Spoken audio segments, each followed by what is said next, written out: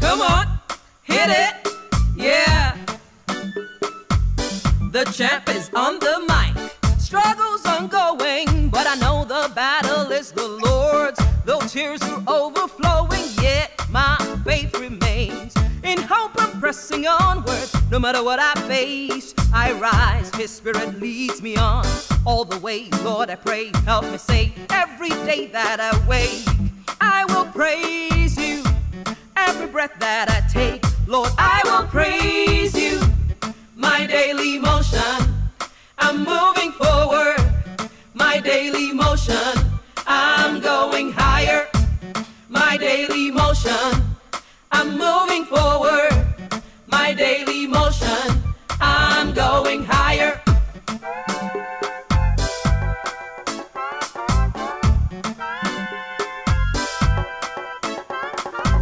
Struggles are going, but I know the battle is the Lord's. Though tears are overflowing, yet my faith remains. In hope I'm pressing onward. No matter what I face, I rise. His spirit leads me on.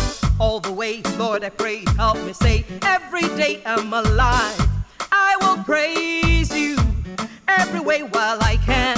I will praise you.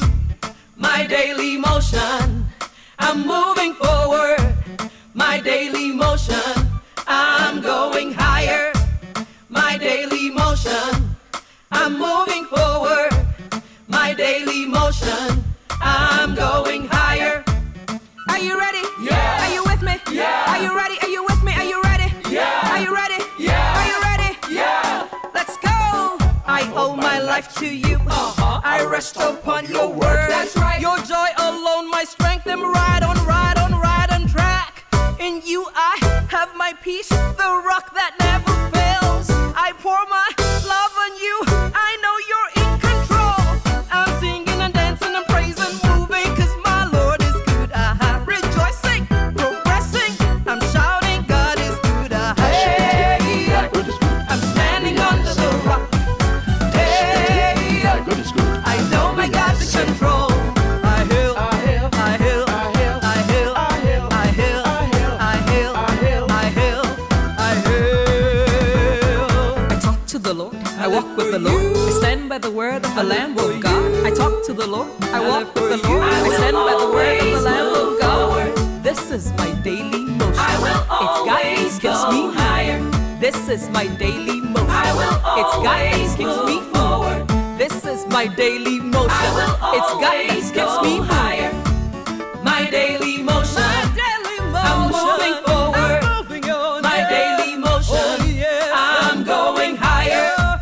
My daily motion. I'm moving forward. My daily motion. I'm going higher. My daily motion. I'm moving forward. My daily motion. I am going higher. My daily motion. I'm moving forward. My daily motion. I'm going higher. Supper time.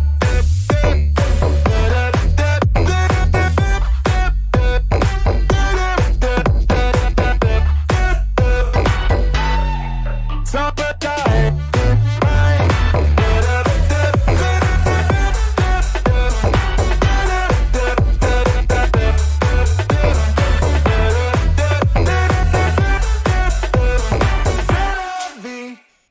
Ba-da-da-da-ba-ba. C'est la vie. Hello, DM fam. This is your girl. I am Dr. Olayemi Champion Odushola.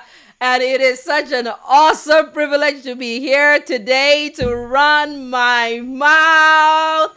Hi, DM fam. How are you? Happy summer. Happy June. Happy July. Happy August. Happy August is almost over. I missed you. I had a good time off. I will catch you up on all of my shenanigans as the season goes on. But I have had a wonderful time spending time with family. I hope you have done the same. Have you gone to parties, Owambes, Kosimbes too? What have you been up to? What have you guys been up to? I've been up to a lot of problems as usual. and I will let you know. Hi, Doctor. Dr. Dayami's in the house. How are you? You're very welcome. Hey, Motals. Motals is in the house. Hi, Motals. Welcome back, DM fam. Welcome back. Here, it is Daily Motion Haven of Love. It is the place where we come together as people of faith and we talk about real issues without the facade and without any judgment. And I have been waiting about 3 years to have the conversation that we're having today. So I'm super stoked. But you know that I am not as smart as I should be. So what had happened was I had gone to rent some people who are smarter than me and they're going to be speaking a lot of English. Please carry your dictionary today if you don't have it. Go and find it. Your thesaurus will be needed. Is it thesaurus they call it or dinosaur? Something will be needed, child. You will need to be looking up some because the people that are going to be talking, even me myself, I have to be catching up with them. Hi Ayo. Hi Ayo is here. Hi Ayo. You're very welcome. My joy girl is in the house. Hi my joy girl.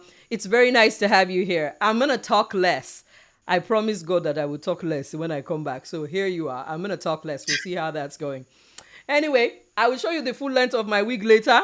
My purchase is fully paid for. I mean, sorry, my hair. My hair. Did I say my wig? What am I thinking? I meant my hair. I will show you the full length later. It grew again. When I left, my hair kept growing. I will reveal it. I will do the reveal of the hair. But thank you. It is the money you are giving me that I'm using to buy it. So hi Mama Fumi, you're here. I just want to say a lot of shout outs in the beginning because we're having some serious conversation today. And I know that you've all been gone. What have you been up to? Hi Mama. Mama says good evening, Daily Motion family members. Hallelujah. You praise God for our meeting today because we haven't met. I missed you. I actually did.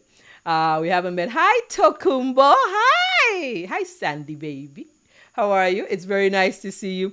How has your summer been going? We'll catch up later, I think. Please put in the chat what you've been up to. Did you travel? And I didn't go anywhere simply because of my papers. It's still a problem. So I'm still waiting. If you have anybody that can file for me, I'm open so that I can go because I didn't go anywhere this summer. The only place I went to was Navy Pier. And it is so sad that even the Navy Pier was new to me. We were just talking about that, about how, as Africans, we don't visit other African countries. As a Chicagoan, I don't visit other Chicago places. So even the Navy Pier was new to me. I said, Yemi, you must change. Anyway, it is 7:09, 1 more minute, and we're going to get started. I want to bring my guest in and so that we can start having a conversation. Why this conversation today? I said it's been 3 years in the making. Now, one thing that I want to talk about today is we're having a conversation about sensitive issues. We're having conversations about, LGBTQIA plus issues. And I know that sometimes as people of faith, we are so set in our minds, our ways, what we think we know is right or wrong, that we can sort of come off a little judgmental. This is, again, I remind you, Daily Motion Haven of Love. Real issues, no facade, no judgment. So I want you to come with your heart of love as a follower of Christ. We're having this conversation so that we can find ways to engage in conversations that can support the family, both the LGBTQIA plus individual as well as the family members that may or may not be used to the concept and are dealing with new turfs and dealing with new issues. So I implore you to please be sensitive in your utterances and the Daily Motion way, the God way, the Jesus way. That's how we're handling this today. My joy girl says Donald Trump will file for me. Yes, Donald Trump. Donald Trump, is it still outside or have they captured him? Because I don't listen to the news. But that is another topic. This was sparked by, I had a conversation with my then, I think, 9-year-old daughter. And we were watching a program on TV. And for me, it was two men on TV. And I was raised in Nigeria for part of my life. And then I moved to the States when I was 18. And I'm, a church rat. So my teachings are that God created man and a woman and they're supposed to be together for the rest of their life. So up until today, I still have to understand that that world does not exist. It's almost a make believe world now. So we see this couple on TV, two men, and I'm looking at it, and in my head, I'm like, oh my God, I think I feel a little uncomfortable. And I decide to be brave. Me, the queen of difficult conversations, right? I said, let me have this. This is a chance to have this conversation with my daughter, right? So I start stammering. You would not know that I stammer. I said, God, help me to have this conversation, because I love having conversations with young ones, because if you don't talk to them, you don't know what's going on in their mind. So I said, Moni, what do you think about that? She looks at me, goes, think about what? I said, the way we are, like this family unit, there's me, there's dad, and then there's you and Mofa. It's like a mom and a dad, but what we're watching is like two dads. And she looked at me and go, like, okay, what's your point, mommy? So what are you trying to say? So I realized that she lives in a world where this is her norm. I live in a world, or I come from a world where it was not the norm, but now I live in this same world she lives in, where this is the norm.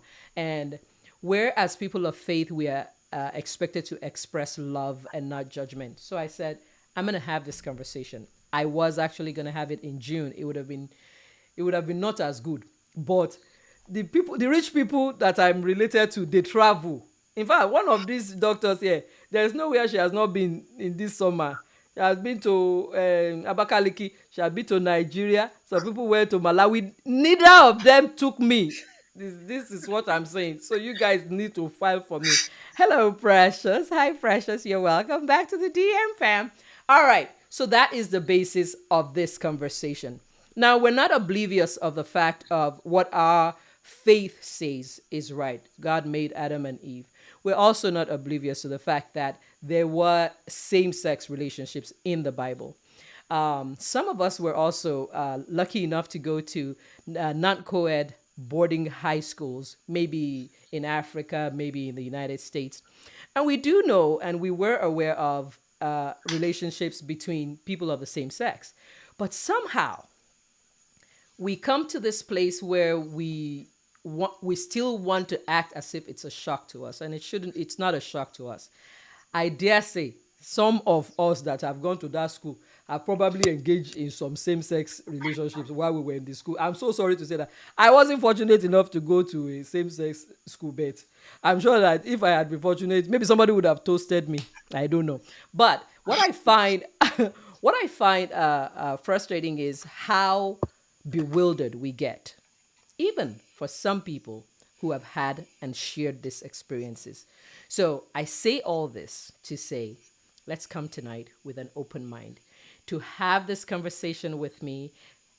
Two beautiful people in my life. In fact, let me not talk too much. Are you ready to meet them?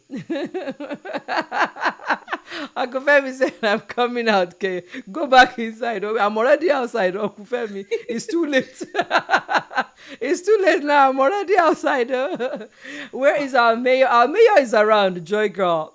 She's around. She's above the weather. She was under the weather, but she's now above the weather, so she's fine.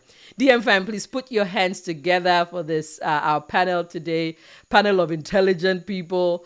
I'm in the midst of doctors, so please call me doctor today too, okay? Please call me. Just by assimilation, I want to be a doctor. Please, a round of applause for our panelists today. They're in the house. I am so glad to have you guys here. And I can't wait to stop talking so that they can hear your English. It's just the English. So that just that they know that I know people who speak English. That's all I'm concerned about today. You have met Dr. Didi before. Dr. Didi has been here before. And she's back. Dr. Didi I tell people that my childhood started from age 18. So when you ask me who my childhood friend is, I say it's Dr. Didi. And I think that by the end of this show, I would have drafted and finished drafting my application letter to have Dr. Muti as my friend. She's been the friend in my head ever since I laid eyes on her. She is the coolest person you will ever meet. And as we start to have this conversation, if you want me to help you apply, you pay me the fee, and then I'll help you apply for friendship for both of them. You're welcome, Mayor. Mayor says she's here. Oh, you're welcome, Mayor. All right. I will start off by borrow me English where you people are so that I can read their bios to you. But just give me 1 second. You know that I'm managing. So I'll show you Dr. Adelaya. Dr. Adelaya is here.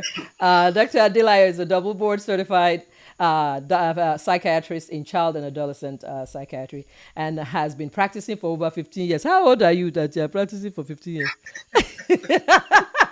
Are you not 15? I'm so sorry, guys.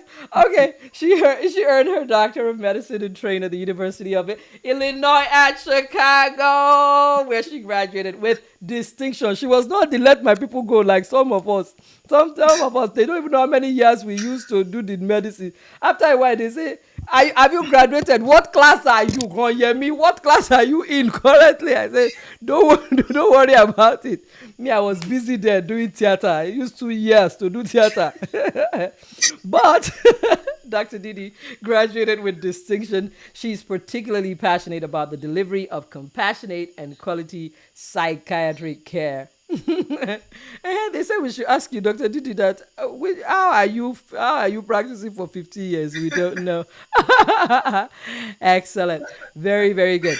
I'm going to introduce to you my used to be friend in my head, soon to be, my best friend. Dr. Kapala Muller is here. We call her Dr. Muti. I was privileged. God brought her to me. You see, this is how I know that God likes me.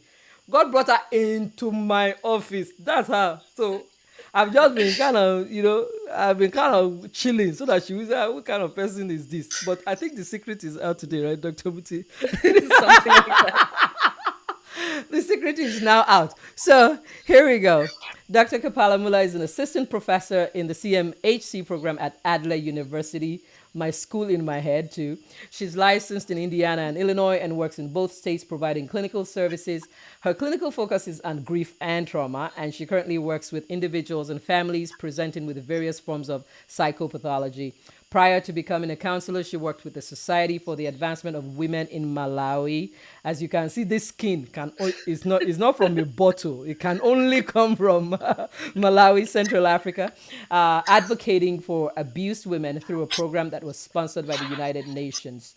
She later worked with the Department of Child Services in Indiana as an investigator of child abuse. She's also the president of Lakeshore Counseling and Consulting Group, an organization that provides counseling in the community, counseling, psychoeducation, and workshops to individuals in the community with a strong focus on destigmatizing mental health and educating communities of color on the importance of mental hygiene. I like that, mental hygiene. That's what it's called. Dr. Kapala Muller achieved her associate's degree from Davenport University and her bachelor's and master's degree from Indiana University.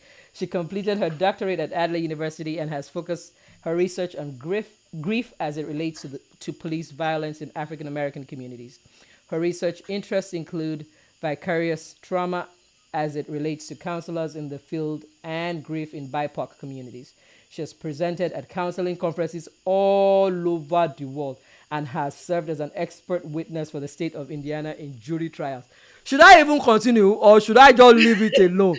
Should I? Hey, you can stop. Anyway, this is what I'm saying. I know important people. So after today's show, my level will change. If you call my phone and I don't pick up, please permit me to say it's pride. It's pride. Look at people I'm hanging out with. All right, it's so nice. Let's start having this conversation. But before we do that, go ahead and tell us something fun about you. Here at Daily Motion, we like to know you. This book, we know that there's a person behind the book. So we'll go ahead and start with Dr. Adelaya. Introduce yourself to the Daily Motion family. Tell us what you like. Tell us what you don't like and all that stuff. Honestly, when you were reading that, I thought you were talking about somebody else. Because I'm very adept at compartmentalizing my life. Excuse me, sorry. So, I'm a doctor, but the person at home is completely different from what you just described. So, I don't know.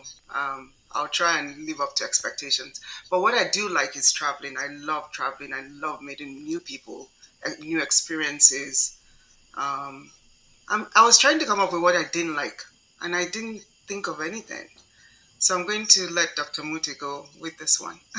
There's nothing you don't like. You like people who are lying. You like liars.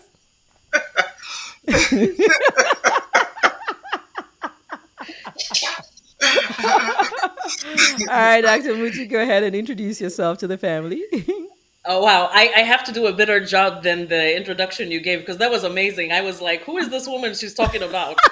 I'm glad I'm not the Uh, only one. so yeah, my name is Dr. Muti. I was born and raised in Malawi. I think most of the things have been shared, so I'm not going to go into those things. But I'll tell you what I like. I love nature. Anything that has to do with water, trees, I'm there. Yeah, traveling is also another thing that I enjoy. Now, the things that I don't like, I don't think I liked Trump's mugshot yesterday, but for some reason, that's the first thing that comes to mind. And then I'm also blanking on some things that I don't like. I'm sure there's a huge list of them, but I think we'll save those for a different day. If you remember, it's like we used to do in Nigeria. Teacher. This one. Right, right. That one, yeah, yeah. We'll say that. DM fam, how are you guys doing? I am so happy to be back live. I am so happy. I've been caged. They've kept me in this house. But anyway, I'm coming out. I'm gonna let you know. Taking us to the topic that we are about to talk about tonight, right? So, I have people to help us address the psychological aspect of people who are in the LGBTQIA plus community. Everything we see is not face value. You know, sometimes when we hear the stories, I have been privileged to be able to address this kind of situations with my patients. You know, a parent comes in devastated, male, female, it doesn't even matter. And what happened? Oh, I found out my daughter came out, or my child came out, or my sister came out, or sometimes it's my partner came out, my spouse came out. You know, so I have had myself having this conversation without, you know, of course, without training. I have managed to kind of train myself a little bit because I know that this is something that is real in my world. Sometimes it's at conferences, you know, just at conferences where there, and, you know, a person gets up and says, you know, my daughter told me that she's gay. I don't know what to do. I've heard some very constructive responses to those kind of questions, but sometimes, especially if we're in a faith-based conference, you know, the answer sometimes is, oh, you should pray, or you didn't pray enough, or it's things that, and when I hear those kind of things, I'm like, okay. Or sometimes we're just stuck. We don't know what to say, and nobody touches the topic. But I think, Daily Motion, we're talking about real issues, no facade, no judgment. They're difficult topics, but there's way to go about them. And just like this community is built, we're built for support. So as we're here tonight, how can we support the family as well as the person, the individual who has just come out? That's what our conversation is going to be about tonight.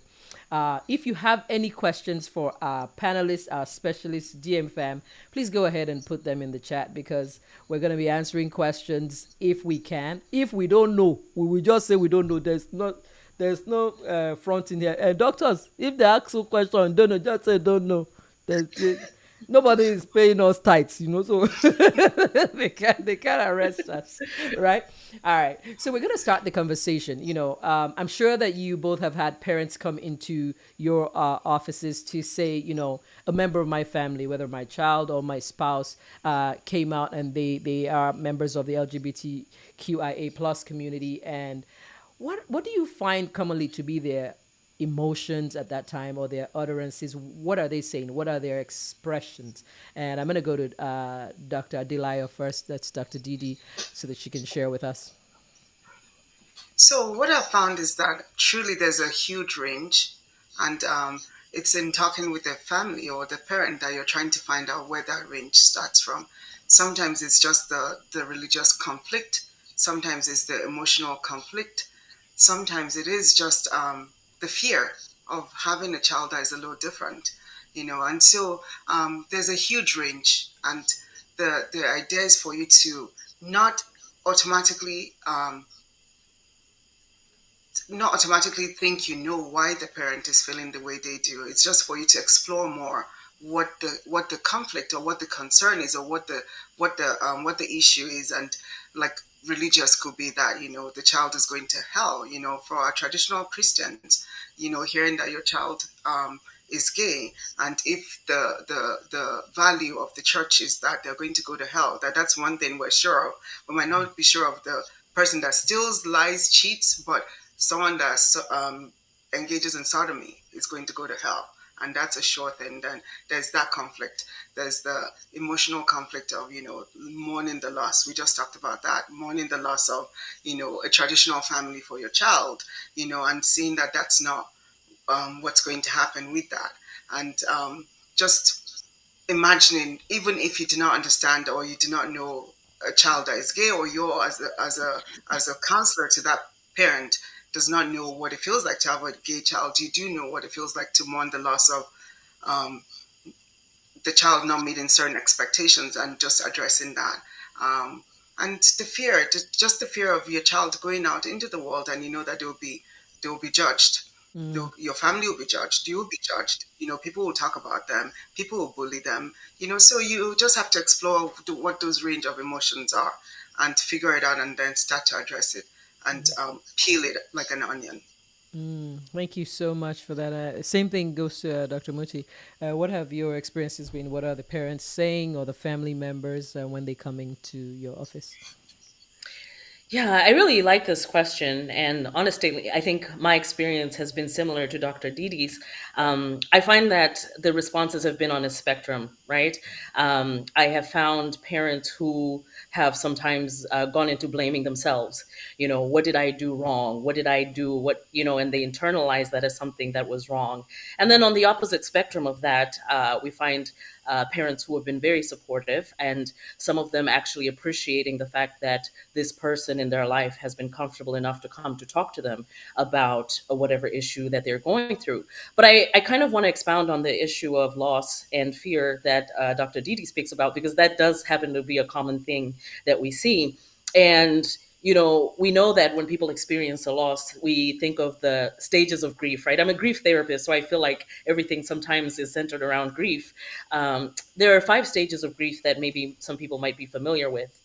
Those are denial, anger, bargaining, depression, and acceptance. And I find that sometimes those parents can be in the denial stage, right? This child is just going through a phase, or my partner is just going through a phase, and all of those things.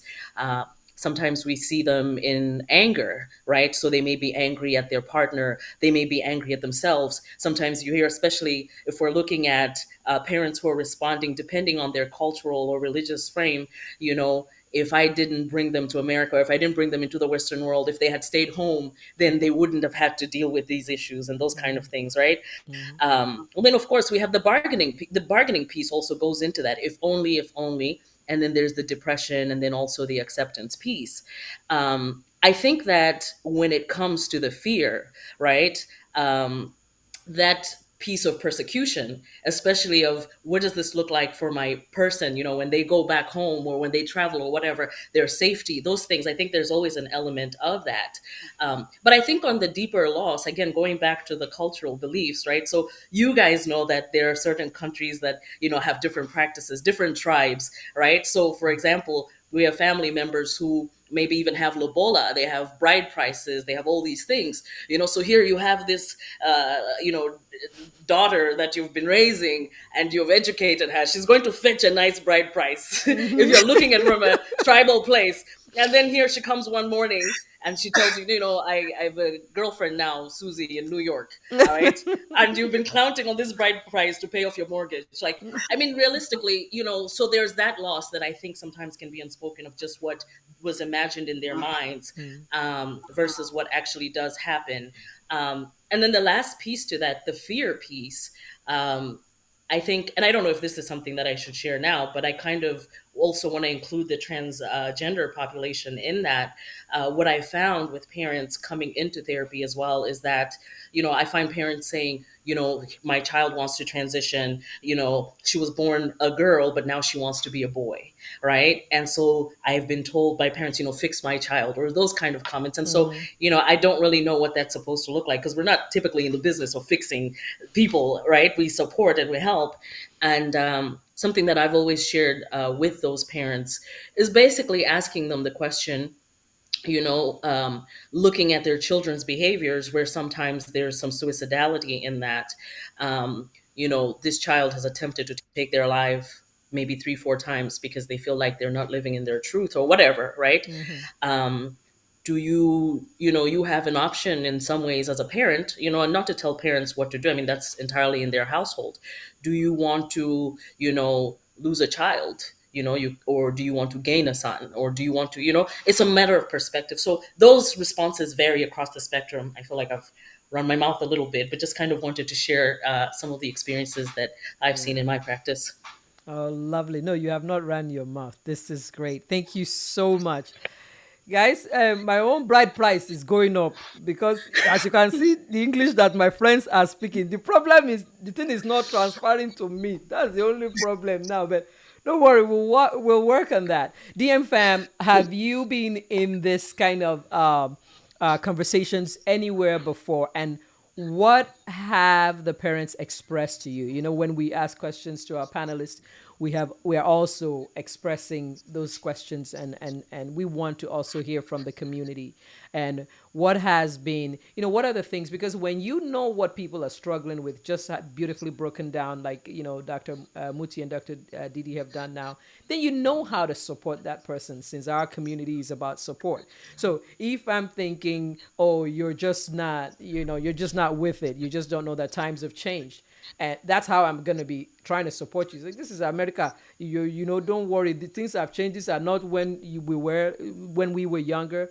I'm not offering the comfort that they need at that time. If that person is coming from, for example, a bright price perspective, that doesn't matter. It's like there's debt on the floor. There's bright price coming. So we need to be able to support the family members in the specific array of emotions that they are going through. So if you have anything to add to this conversation, please feel free and add, what emotions have you seen, what expressions have you heard, and stuff like that. And you start talking about, were you going to say something, Dr. Didi?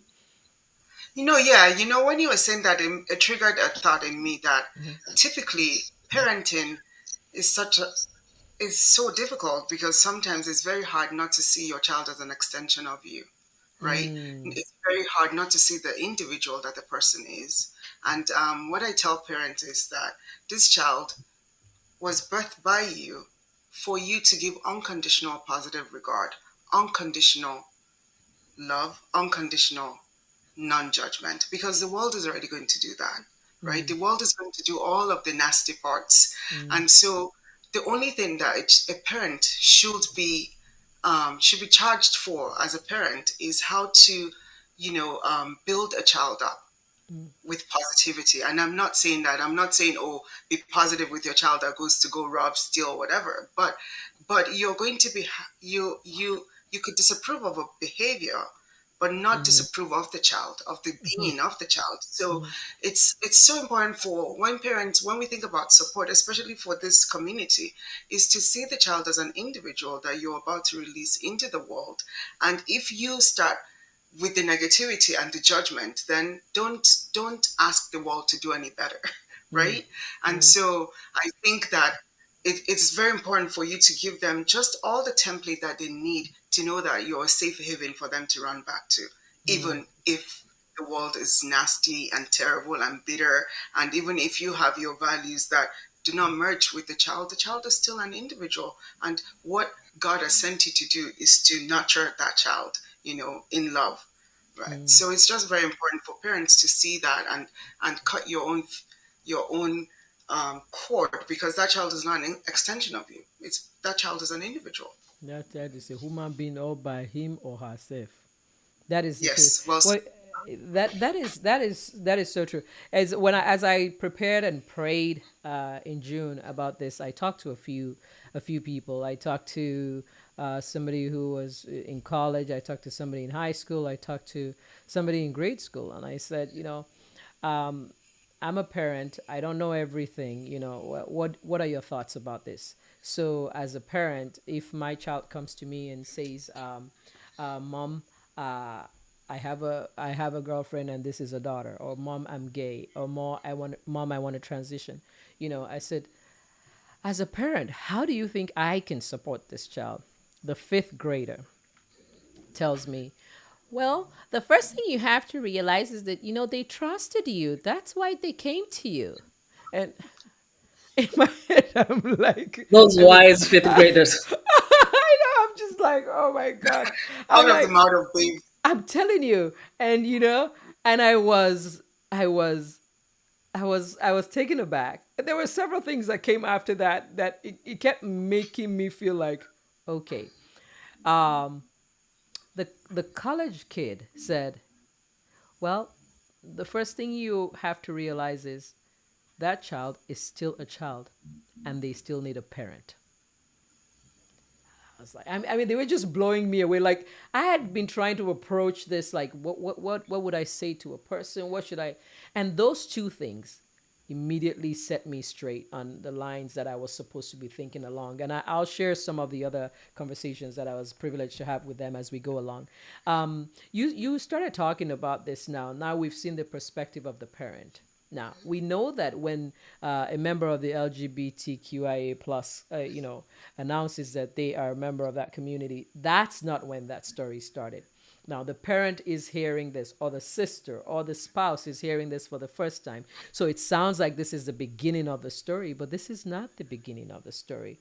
The beginning of the story is all the thoughts that this individual has had, all the struggles they have had, all of the maybe I can fix myself, maybe something is wrong with me. So let's flip it around now.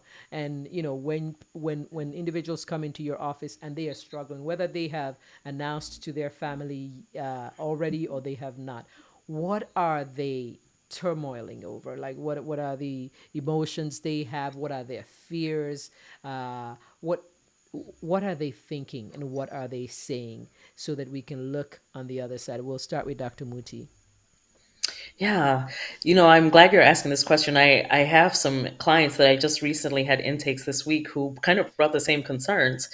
Um, and so, I think the process of coming out for the clients that I've worked with, it's not something that happened yesterday. Right.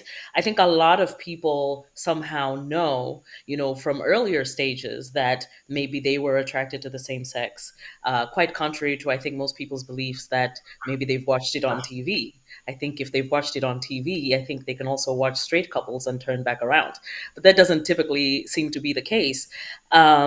So, I hear people talking about their journey and experiencing certain feelings early on in their lives where they tried to fight those feelings and they tried to follow what their beliefs were, whether it's cultural, religious, spiritual beliefs that they were raised with.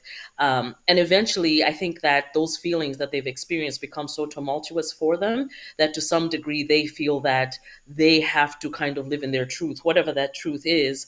And so it comes to the point where they have to finally make the decision of, do I continue to struggle and, whether it's substance abuse that they're using to cope or whatever it is, or do I just come out to my family or my partner and tell them the truth about what it is that I'm experiencing so that, I could decrease some of these symptoms that have been going on. So I think that there's a misconception that coming out is something that happens once in a lifetime, right? It's something that is continuous, right? Because even I think when most people come out to their friends and families, sometimes they have to come out to their jobs or whatever, for whatever reasons, right? So from my experience, just working with clients, it seems to me that the stage is kind of like what I shared earlier, that parents experience, or spouses, that also happens to the individual who's also coming out. Because in some space, I think they are also in denial, which is why you find that this has happened in such a long, it's been a process for them for so many years, right? They've been denying it. So they went on dates with everybody that they could, they opened Tinder, Bumble, you name all the accounts out there that they figured maybe this is going to help. And then maybe anger that they also have themselves, they internalize that. So they might be angry at themselves, like, why am I not quote unquote normal like the rest of my siblings or my friends or whatever? Maybe bargaining, maybe if I only do this. And then the depression sets in. And eventually there comes that step of acceptance as well. So, it's a process and it looks very different across the spectrum and the age that a person is coming out. So, that's been, some of the experience that I've had with my clients. Thank you so much for that, Dr. Didi. Dr. Didi is a child psychiatrist, and so tell us what have you seen, what have you heard, and what are they going So through? I was thinking that based on what Dr. Muti said, which is the continuum, the process. Sometimes the coming out itself is the it's a good end of a long journey, right? Some people do not even make it to coming out. Do you know what I mean? They might have died from the depression, and so the fact that some people get to coming out, I'm being somewhat dramatic in saying it. I'm glad people do come out now, but the process of it, and when you do eventually come out, and we do know that it's becoming more mainstream and more acceptable, like you said, Moni felt. But for a lot of other people, they didn't get to coming out. They died of suicide. They didn't get to coming out because of all of the conflict that goes with identifying with a community that a lot of people do not think good things of. Why would you want to come out? Why would you want to do that to yourself? But if it's it's not it's not a great thing to live inauthentic life. The reason why a person self actualizes in this world, the reason why we're happy, the reason why we have joy, is because we're living authentic lives. And when you're not doing that, is the most demoralizing thing anyone can think of. And for a lot of people, they don't get to coming out. And so for the ones that do finally decide to do this, it's not an easy decision. And that's where that should be celebrated. That's where we should be careful with our words. We should be careful with our responses. We should be careful with our behavior, because it's not an easy thing to do. I even ask my patients, the really young ones, that why do you want to do that? Especially if they come from religious background and they know automatically that their parents have already said categorically, if I have a child that is gay, I'm going to kill that child before anyone does. And some people have heard that, and so I say, why do you want to do that? But the opposite is not acceptable either. And so I'm glad we're once again talking about this, because I want people to be careful about their words. Words matter. Oh, that's so gay. That's so this. That's so that. It matters. And our kids are watching. Somebody you do not know but you care for might be gay and might want to talk with you. Or it might be that person's safe space. So it's very important to just think about this globally, not just about yourself, but about what that community is feeling. And if we're talking about being, Christians, we're talking about love, then you have to just watch a little bit of what we say and how we behave. Thank you so much for that. I'm reading Aya's comment. Aya says, I'm so glad we're talking about this topic. It is so needed. Hi, Linda. How are you? Nice to see you. It is so needed. One thing that we specialize in, as I believe Christians, is pretending things that are happening are not happening. And if you compound that with our cultural infusions, we are Africans, that's even to the exponential level of don't air your dirty laundry outside, what happens here stays under the carpet kind of thing. And, just along with things like domestic violence that we can be so loud about because it doesn't threaten too much of our beliefs. We're not on the fence. We're not, we sometimes think that these things are not happening in our community. I would love to tell you that this is in our community. It is in our homes, it's in our churches. So, no matter how we want to run away from it, we can't run away from it. Uh, there is a saying in my language that says that a sentence or an utterance cannot be too big that you bring out a knife to try to slice and dice it. Oroki tobi kafo bebu. That's how they say it. And this is a good case of oroki tobi kafo bebu. We have to learn how to have these conversations. Otherwise, it eats us, you know, from the inside until we have no safe place for the people in our community. And bigger than that, we have no safe place for people in our churches. In talking to my poll of students and your younger people who are not as old as I am, one of them said, well, the first thing that the Bible teaches us is that Jesus taught us love. He hung out with the people who he thought were in practices that were not acceptable according to the Christian guidelines. So, why are we the ones saying we don't want to hang out with this person? We don't want this person to, as though we're going to catch what they have. That was the first thing that she said. And he said, even if you don't agree with the concept, Jesus taught us love. And so some of us might not know what to say. We might not be as educated as Dr. Muti and Dr. Didi. We might not have the psychological words to say. But one thing we know how to say is love. One thing as Christians we should know how to say is love.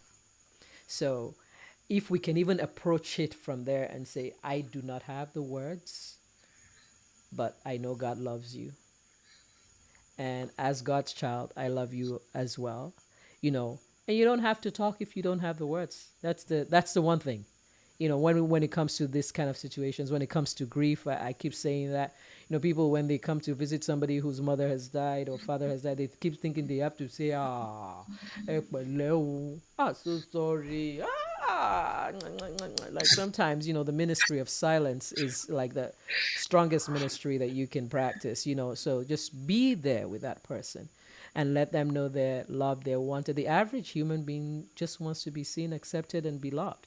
Whether they are straight, gay, trans, it doesn't matter. Acceptance and love. From the perspective of Christ, this is the easiest thing to do. And then we can refer to the psychologists and the psychiatrists where we can get the support that we need from the people who paid the government money to learn their books. Okay? All right. Hi, Linda. Thank you. Thank you so much for being here. Auntie Fumi! My Auntie Fumi is here. Hi, Auntie Fumi. How are you? All right. We're going to DM fam if you have any questions, any comments, any additions to the conversation, please go ahead and put it in the chat. Believe it or not, we are rounding up this conversation because I want to enjoy my life. This and allow me to enjoy myself. Allow me to enjoy my. Allow me to enjoy my. I want to be enjoying myself, so I'm not going to be staying here for 2 hours talking. It's 1 hour and a little bit, and then I may be going to a party.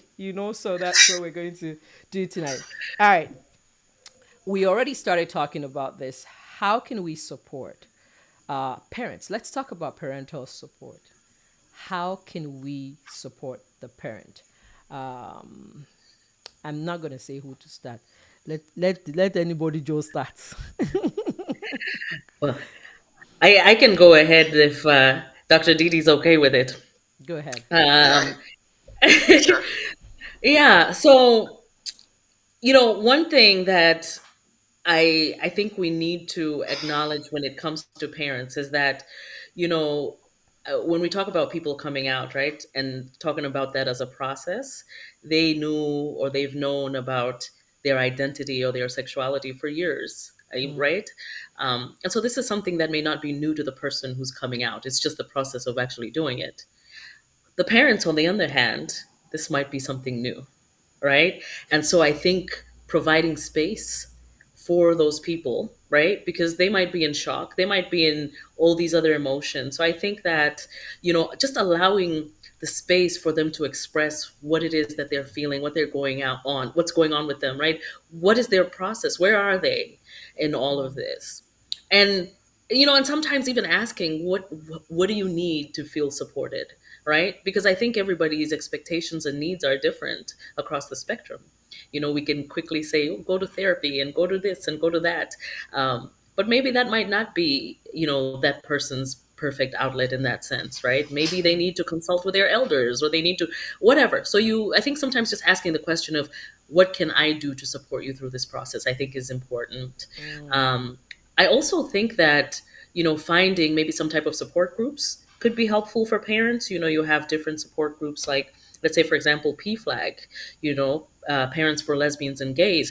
That organization sometimes can be helpful for parents to kind of navigate what it is that they're fearing or feeling, because they're not alone. They have other parents who might be going through the same thing. So I think that finding resources, and of course, because I'm a therapist, I'm always going to advocate for therapy, right? Because we want you to come in session and give us your money. But but those are some of the things that I would suggest. I love that. Thank you so much for that. Yeah, I particularly love the just asking. I'm always for that asking, just because everybody's different. You don't need. What do you need? Right? What do you need from me now, right now? Is it? And sometimes for us as individuals, we should also feel comfortable with saying, "I just need you to leave me the heck alone right now, so that I can, and that's also acceptable, because you are shocked, you're confused. Um, Albeit not all of us are confused. Some people may have, and I like how you said this might be the first time they're hearing this, because sometimes some parents already had an inkling. They've asked Hmm. themselves the same questions even in the quiet. They've prayed about that question even in the quiet. So, asking, "What do you need from me?" Go ahead, Dr. Adelia. No, I completely agree with what Dr. Muti has said. It's just finding out exactly what it is that is the struggle for them. And everyone is different, like we talked about early on. It could be just the religious conflict for some people, it could be anything. So you just have to ask and seek it out. Have an air of curiosity in a way that is non judgmental, because we don't want to judge the parent as well. I don't want to, because I have come to terms with the fact that, I'm accepting, and I'm, I'm sort of an ally to the LGBTQA plus community, that everyone should be that. Sometimes our stance can also come across as judgmental and harmful to the parents as well. So that's why you should have an air of curiosity, non judgmental, trying to figure out exactly what it is that their conflict is, and support them through that in a way that does not make them also feel exactly how someone coming out will feel. And so the idea is not to judge the parent, because their feelings are very valid. Whatever someone feels is what they feel, right? You Mm-hmm. cannot change a feeling, it's a feeling. And so validate that, and validate where it's coming from for them. Even normalize it, normalize that, yeah, you're feeling this way. It's not what you expected, it's not what you want. In a perfect world, you wish this was not all happening, Mm-hmm. but the reality is it's happening. And so how can we support you? What can I do to help you get past this, so you can be everything that child needs? Thank you so much. Thank you for If I that. may add to Yes. that too, Mm-hmm. right? Like, I think the piece of supporting, um, I think that when it comes to parents who sometimes will blame themselves, I think that's something to kind of explore with them, right? Like, it seems like in some ways there's this insertion of, I want to take responsibility of something here in this case, So what is happening with that, and kind of exploring that in depth, I think has been helpful as well. Very, very good. I love that. That's so Most, cool. Mm-hmm. Go ahead, Dr. Didi. I want to say the most profound type of therapy for me is the one that changes me myself. Do you know what I mean? Sometimes Mm, there's always a wall between you and the patient. You're the doctor and that's the patient. But sometimes the things I do not forget ever is when that wall comes down a little bit. Like you Mm, said, when you're trying to figure out what it is that the parent is feeling, right? And that the healing that comes from that for the parent, for generations to come, we can never understand and appreciate it. It's only right. years later that they will write you a letter and say thank you for this, and you can feel the goosebumps as well, because that coming out for that child has built bridges for the family for a lifetime, mm, if a parent does it well, and if you, mm. through your support as a clinician, that you help them build that. It's very humbling but profound as well. I Absolutely. love that. I love that. As I talk to various people about this, and asking, what do you think is the best support for, the parent in that sense? And what you just said, the parent is thinking, uh, maybe my village people have come for me. They finally got me. Want to get me. Want to finally get me. So some parents are like, they finally won. Like these people, they finally won, and they are, and they go into this dark place where. They're questioning, what kind of parent they are, what kind of human being they are. Maybe again, Dr. Muti said, "Why did I send this child to the Western world? Why didn't I just keep them in Malawi or Nigeria?" But which it's in Nigeria and Malawi, by the way. So let's first of all relieve ourselves of that burden. The other burden is, the parent goes, how will people look at me? How will people look at me? And it's a big deal for anything, just like Dr. Didi said. We always think our children are extensions of us. So, like, that's why we don't enjoy them the way we're supposed to enjoy them. My child comes in the room, my friends are there. The first thing I'm looking at is, I hope there is no barbecue sauce on our t-shirt. Because if there's barbecue sauce on our t-shirt, they will say, what kind of mother is, whose child is this? I always joke with my children, like when they're acting, I say, whose child is this? In the same token, when they're killing it, I say the same thing. Whose child is this? Who is your mommy? So I mean, and that's just the thing. That's just the truth, is that we think that people are judging us based on how our children turn out. But in that moment, I always ask the people, do you know what people are dealing with in their own cupboard? The people you are worried about, their problem is probably bigger than yours. People are judging you. They will judge you. What will people say? I mean, we're talking about things that we don't think is acceptable, right? So just in the same token that we have people who engage in infidelity, fornication, as we call it, and all of that, really, does the Bible weigh the sins and decide which one is better or worse? They don't tell us that.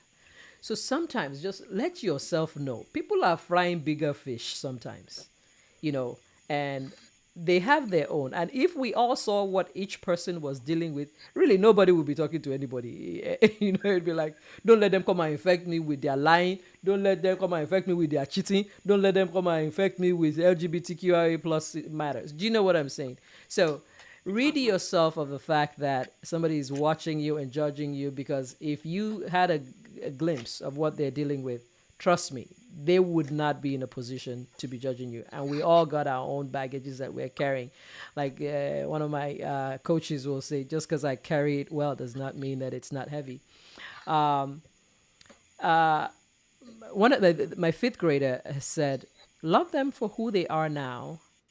That parent, because if you think about it, sometimes even as co-parents, we are judging. So, how did you now do it? So that family needs to be loved as they are right now. And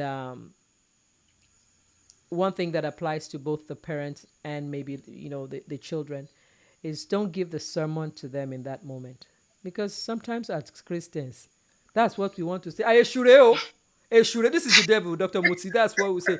Shure, we cannot. Gbadogba. Shure. And in that moment, like, I'm confiding in you. You're my friend, and I'm saying my life is almost over. Look what I just heard. I mean, like, I'm not looking for you to say shure. That's not what I need then. Whether or not that is a valid thought or a valid statement is not the point. It's just not what I, as a co-parent, need from another parent in that time. Um, I'm checking the DM. I love that DM chat is quiet, because everybody is on point. Serious conversations. We're gonna have some serious conversation this fall. I'm telling you. Next time we are coming, we are going to talk about. We're going to have a little fun with the Barbie mom, the Barbie sister, the Barbie auntie, and then we're gonna come back with a conversation about church hurt, and it's gonna get heated. So Get ready for very, very serious conversations this fall, DM fam. I'm going to go back and ask in the chat. Auntie Ayo says, what if he be a mummy? That means they have taken the channel of my child to get me. That's what that means, Dr. Muti. And to anyone who does not speak language. Hi, Aunt. Hi, Evangelist Wumi. How are you? Thank you so much. And Mayor says, no sermon in that moment. We don't need that right there. Uh-huh. All right. What about the child? How can we support the child in that moment? What does that child, one, need to hear? Two, need to not hear? Do you get it? What does that child need to hear? And what does that child not need to hear in that moment? We'll start with Dr. Adelayo. So even though we're talking about LGBTQA plus community, I think there are just some rules to live by generally, and not that I'm telling people how to live their lives, but if we do that, then it'll seem a lot easier if we take out the veil of we're talking about, gay or transgender, and just think about people as humans. Is that when people come to you with the deepest sort of feeling about something, and you want to apply it to yourself, even if it's not about the same topic, but what sort of support would you want at the moment, right? And I think that's what we should think about. Think of it that way. I really like what the fifth grader said, that this child at least came to you, right? And they're needing something that is not about you. So do not make anyone's issue at that moment about how you feel, and see it from their point of view. And so if my child or your child comes in, all they need is for you to be curious. Truly, just have an air of curiosity about something you do not know, about something that it's not what you would choose for yourself, or it's not something you would think for yourself, it's not something you will do for yourself. Just have an air of curiosity and let that conversation flow, and see them once again for individuals that trusted you to share that. I think that's what I would say at the very basic of that conversation. Is just suspend your own feelings, suspend your own emotion. You're an adult. That they're the child. You're capable. Or you should be capable of that. Right, as a parent, you should be capable in the moment. It's easier said than done. I'm a Nigerian parent myself, but if a child is talking about something so deep, something so outside the realm of what you want to hear, I think that's the moment where you should be more aware of your expressions, and suspend it, and just be curious about it, and talk about it. Seek knowledge from it, because it's not what you know. It's not about you. It's not about you. Can we type that in the chat? It's not about you. That's so hard. So hard for that to sink As a in. It's parent, not right? about As a you. Nigerian parent, Oh, worry me too. it's always about About you. you, it's all about you. It's always about you. Go ahead, Dr. Muti. And I'm sure as a Malawian too, right? It's always You know, about you. let me tell you, I was just about to say, for every Malawian parent, it's always about them. Yeah. I think I think my mom is on the call after this, so I think she'll call me that and remind me it's about me. I'm just Hi, kidding. mom. If you're watching, mom, hi. You have the best daughter. She's such a light. Thanks, mom. Oh, Thanks, mom, for raising such a light.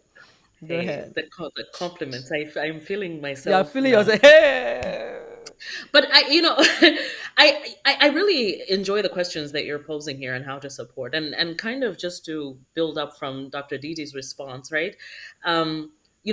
We also have to take into consideration, I think, the age that the child is coming out, right? In my work, I've seen children as young as 10, 11, kind of expressing their feelings. And then I've also met, those who are 16, 17, even though they're considered teenagers and more, older. But I think that really trying to see what the child's needs are, because it's not always the case that the child has also accepted their own sexuality, right? Mm, So there's that piece of them that are struggling to navigate what it is that they're experiencing and feeling. And so you have to explore what it is that they need in that moment, right? Sometimes they're sharing these things because they're being bullied at school, or because there's some type of thing that's occurring. And I think as parents, there's that need to find out what that thing is. And once it comes out, then finding out how to support that child. And again, as we do with parents, asking them, what do you need in this moment? Now, granted, I do know that, parents may have some time to process that and might need to vent. And so some of these things do not need to be addressed immediately right then and there. It's okay to say, wow, this is a lot for me to take in this time, at this moment.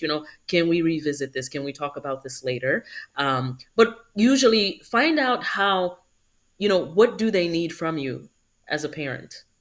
And then go from there, because sometimes we can be quick to give a level of support that we think is helpful, and ultimately, it's not what was being requested, and then we end up doing more harm than good, right? And Awesome.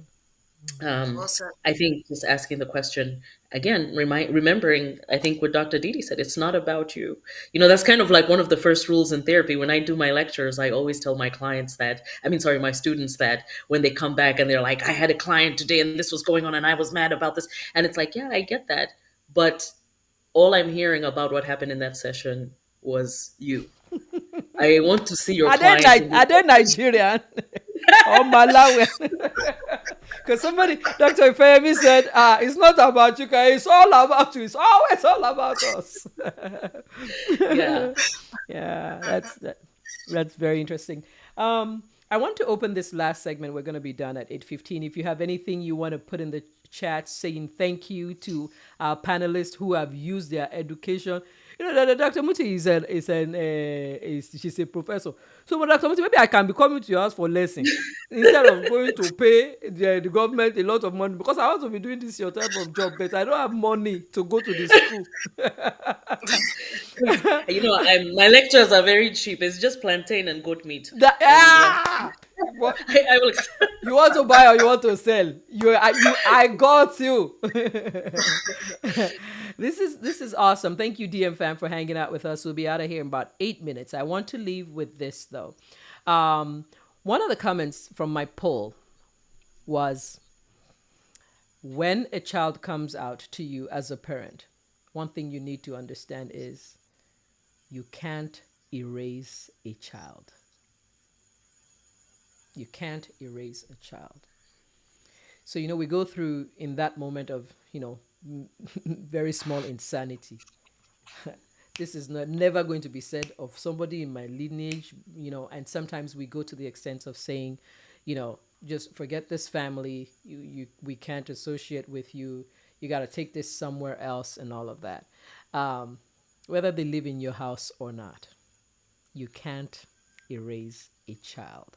That is something we want to process when we leave this place. So if you are in this kind of situation and you have decided that rather than dealing with this, you'd rather not have that child in your life. The child that is not in your home is the one that is on your heart the most. So just think about it, and hopefully with good guidance, with God's grace, you are able to walk back to any child that you have walked away from, because that child still needs a parent. From the specialist, I want to ask, what are the clinical, physical, and mental risks that a person in the LGBTQIA plus community, what are some of the risks that, they're just faced with just being a member of that community? And now we're talking about coming out and, we're thinking it's just a conversation, but there are serious health risks, mental health, physical health. So I just want to leave us with that information so that maybe it can help to steer us back if we have not responded to this as a community the right way. We will start with Dr. Adelayo. Sorry? Oh, I said, what are the risks that... No, I heard it. I wasn't I sure said, we just... oh, that, hey, my English is becoming good, Niel, if you are not know what I'm saying. I said, let me say it again. Let me say it again. I said, We will start with Dr. Adelayo. Is it because my cursive you did not understand me? I didn't understand the cursing at all. My English is getting better. Hallelujah. Oh. No, I think that's why. I think this is why this is important. We're not just talking about it just to talk about it. The stakes are really high in how we respond to this community, and it does not. You don't have to be a parent to be an ally, because they do die at they it kills them. This can kill your response, your behavior, your attitude towards the LGBTQA plus community can kill them. And I'm once again not trying to be dramatic. They are four times likely to complete suicide. Um, they are always there are always, like you said, physical and mental risk factors. You know, whenever we write as physicians, whenever we write a summary, an assessment of a patient, you're always asked risk factor in anything, in obesity, in anything. You know, the LGBTQ community, you can just put that as a risk factor itself, right? For any mental health issue, anxiety, depression, they're at higher rate than anybody else. And so it's just very important to keep that in mind for your child, for somebody else's child, for God's child. Mm. Can I hear an amen for God's child? That's right. That child is still God's child, Hmm. no matter what you think. Hmm. Mm. Hallelujah. I'm going to church. Dr. Muti.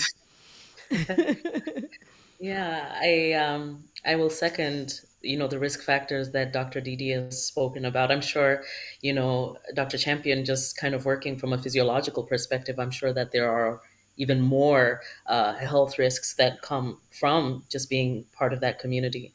I think has already been stated, depression, anxiety. I think for me, the one that is always the biggest one is the suicidal piece, right?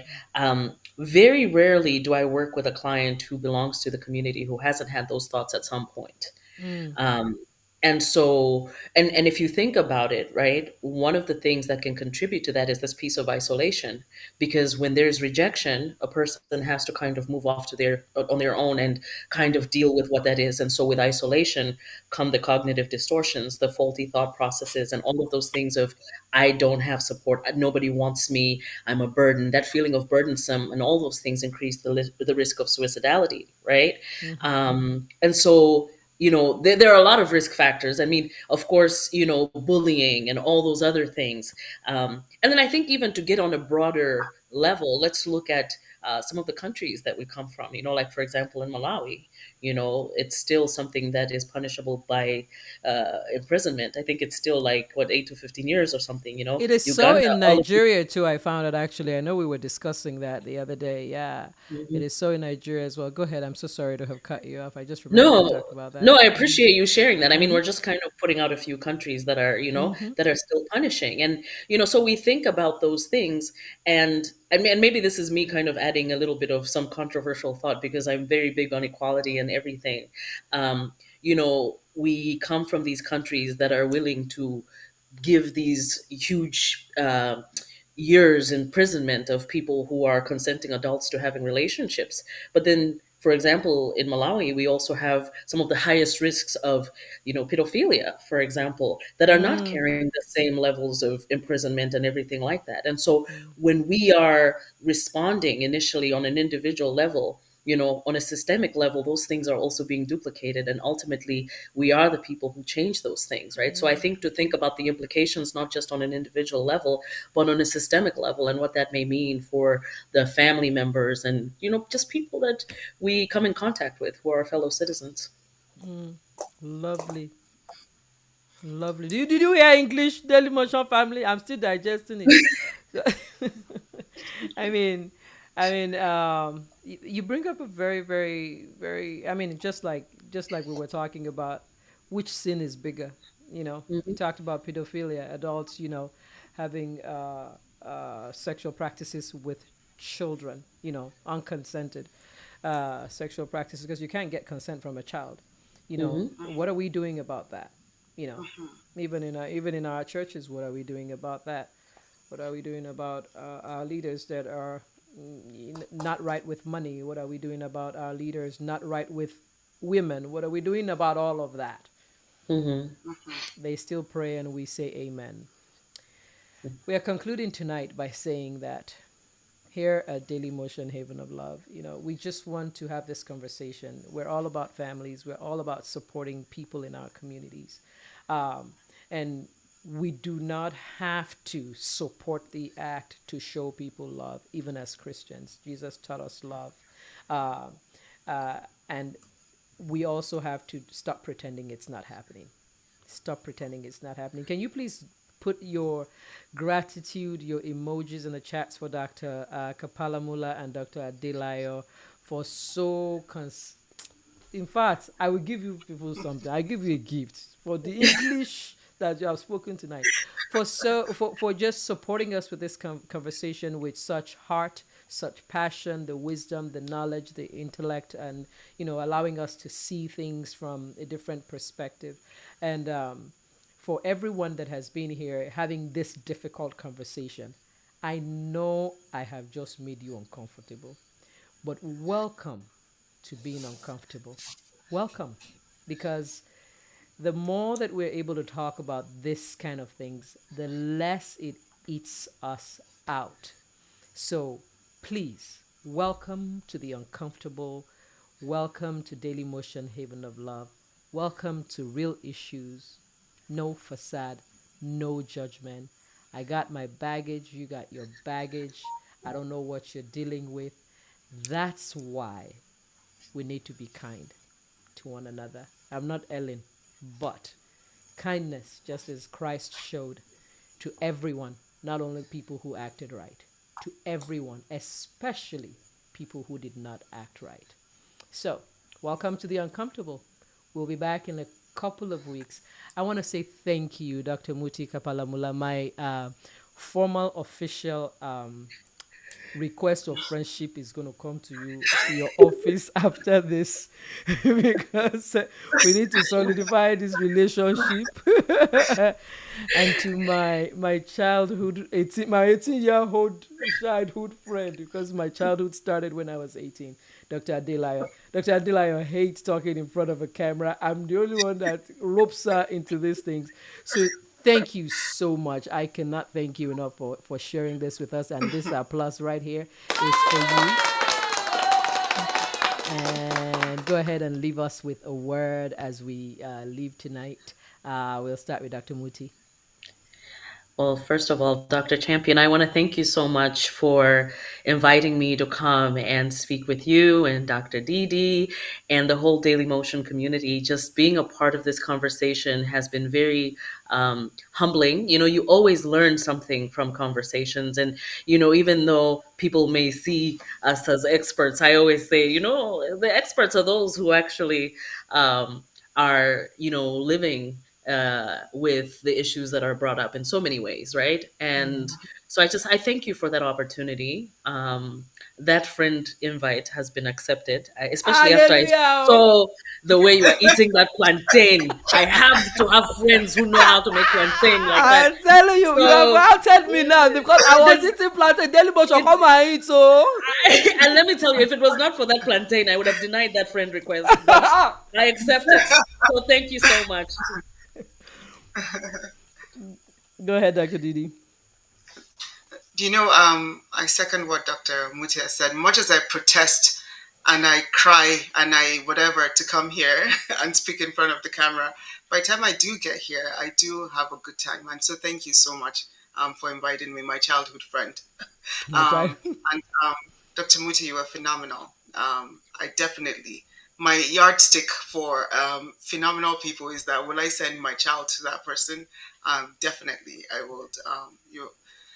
I don't know what else to say. I think the last words are to live by what we preach, which is that love conquers all. Right? It does. It truly does. If you Mhm. practice that, it does conquer all. And so, just be unconditional, especially with your child. That's your child. It's nobody's child. Truly, so just give them that unconditional love and let Mhm. the chips fall where they may. Yeah.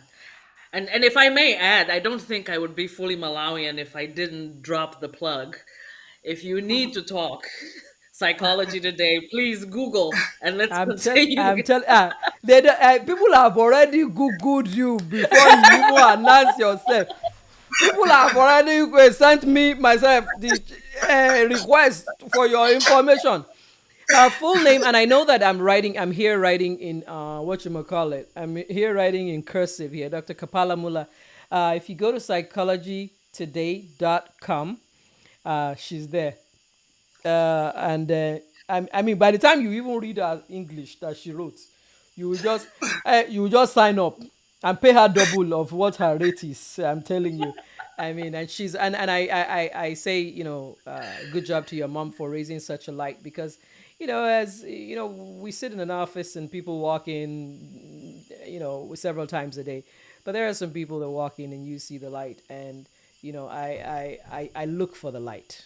I look for the light anywhere I go. And my two friends, you have been a source of light to me. And before I could say I wanted to have this conversation with you, it's because I knew where your hearts were. I would not have this conversation with just anyone. And I truly, truly appreciate you. DM fam, thank you for giving them their mullahs and their flowers. So, Psychology Today, Dr. Kapala Mullah, she is amazing. She's phenomenal, Dr. Adelayo. Dr. Adelayo is everywhere. Dr. Adelayo she lives in Arizona. She works in Indiana. I don't know how that is. These people, you have to be afraid of these people. One day I saw her note on my patient's chart. I said, where? How come? Thank you, producer. You were on flick tonight. You were just doing it. I think that rest really paid you off. It paid off for you. Thank you so much for putting all of our tidbits, our pointers on there. Ayo says, thank you, Dr. Didi and Dr. Muti, for sharing knowledge and experience with us. Hey, Linda, thank you. Hey, Trey Mark. Did I say that right? Hi, thank you. Bisola says, thank you, panelists, for an awesome conversation. She was just having the conversation about this, something similar last year. Mommy Are is here. This is a very good topic. She says, love your neighbors as yourself. Ronki, the mayor, love conquers all, unconditional love. My joy girl says, great job. DM fam, we're out. We will see you in those manners in 2 weeks. And we will see you, Sha. In 2 weeks. Hey, that will be about 14 days from now. Start counting. I love you, and I'm happy to be back with you. Can't wait to catch up on what your summer has been like. God bless you, and have a good night.